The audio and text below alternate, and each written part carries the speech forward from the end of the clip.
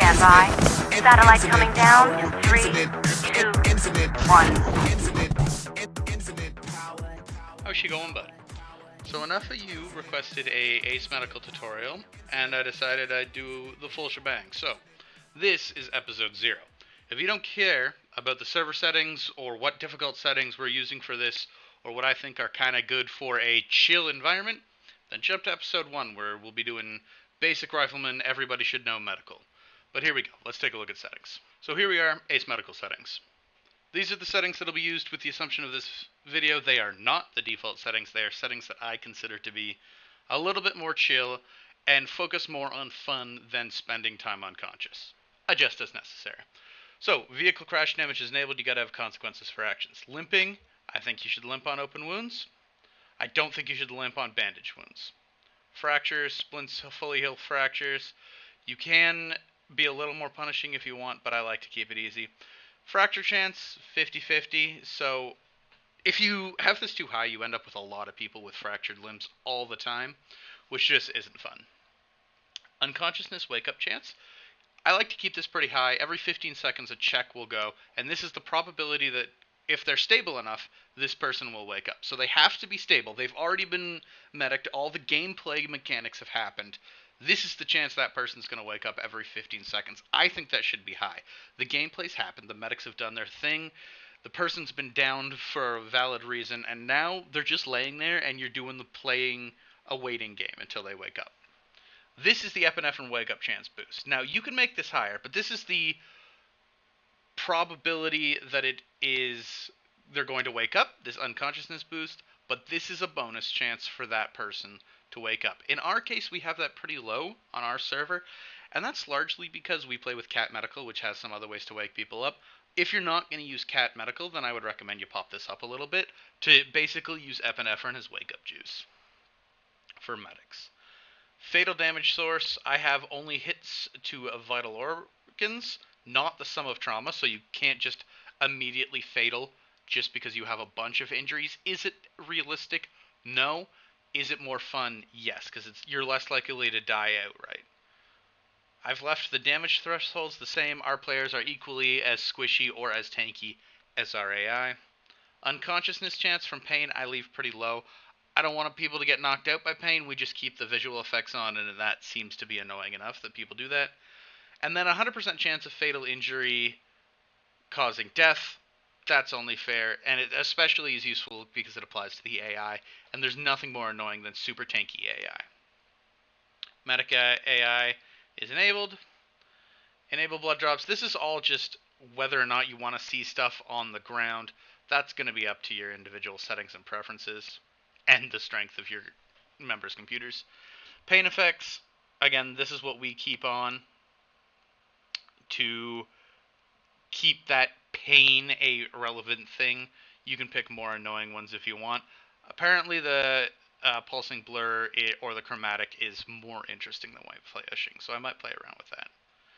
These are the medical self-actions. We've left all of these at default on our server. Enabled littered, again, that's just personal preference. Do you want the garbage packaging from medical stuff to be on the ground?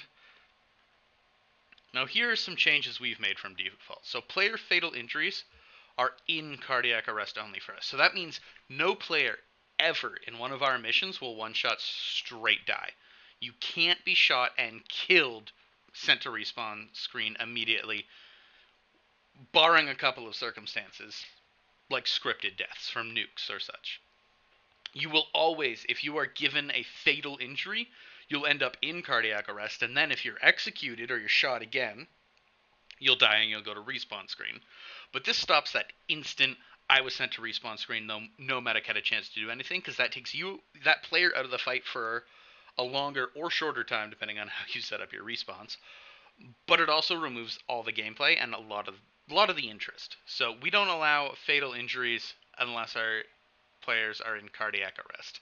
AI, we give them always having fatal injuries, that way they can die, because AI are hard enough to take down. Our cardiac arrest time we have at the default of 5 minutes.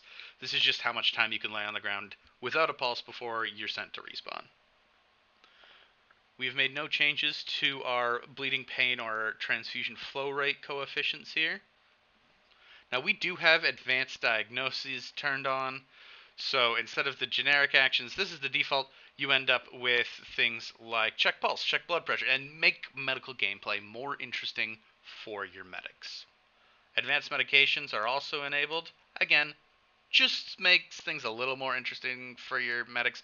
We play with cat, so we already have some pretty solid pharmaceutical options.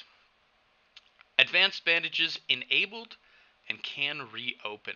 So this is something not every unit is going to want to have, but we always, the default is to have them enabled. We like to have our wounds reopen. That way it gives medics a purpose. So if everybody can pack their wounds and be totally fine, your medics lose their value other than that they are more efficient at things. The more interesting way for medics to play, and it depends again on your community and how many people you're going to be running, is to have them reopen. That way, stitching is something that's required, or facts are something that are required. So we have that turned on. Wound reopening coefficient, this is the probability that wounds will reopen based on the reopening chance. You can increase or decrease this to make them more likely or less likely to reopen. We leave it at default.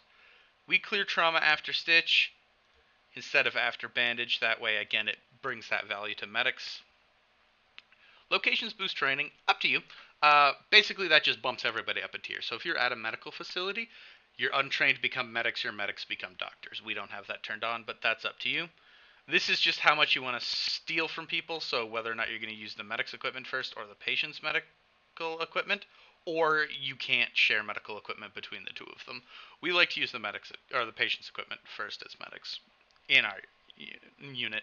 This converts vanilla items. Again, these are some default settings, but this one's relatively interesting. So that way, if you're playing missions like Liberation or Antistasi or places that you haven't created yourself, or you're just using compositions with default items, all those medkits or whatever they happen to be from base game will get automatically converted into ace medical items, which is more useful. Allow epinephrine we have set to medics. That way wake up juice goes to medics and not to everybody, and again gives those medics a sense of purpose. We allow everything to be done everywhere. We don't want long downtimes, so we don't want to have to worry about moving people to facility locations or to vehicles, which we'll talk about a little bit later. We just let epinephrine and everything else in our server happen anywhere. We allow the packs to be only medics. Again, just trying to keep some of those more advanced tasks like surgical kits to be medic only. Again, we allow that to happen anywhere. And we don't have any of this consumed. So a medic's purpose is to get people up and get people up fast, but we want them to be the ones that are useful. That's why only medics for us can use those packs or those surgical kits. So that's it for the settings on our server and what we'll be using for this series, and what I think are settings for Ace Medical that give your medics purpose, but don't make it so that you're playing Unconscious Simulator 2022. You go down, there's consequences for actions, and there's value for medics, and there's valuable, interesting, to at least hopefully some medics, gameplay involved in the resuscitation of people, but it doesn't keep them out of the fight forever, and once the medics have completed their gameplay and they've done the thing that they're there to do, we don't leave them unconscious forever. So a couple of things that aren't really reflected very well in the menu that we specifically do. Like I said, we don't use medical facilities. We don't use medical vehicles. We don't say you have to be in these locations to stitch or to do medications or to do anything.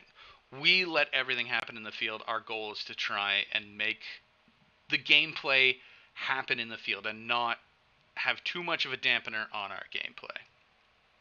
So anyway, that's it for part 0, or the settings for nerds section of this Ace Medical tutorial. Like I said, episode number 1, and the one a lot of people will likely have skipped to, will be that Ace Medical for soldiers. I look forward to seeing you next time. Take care, bye.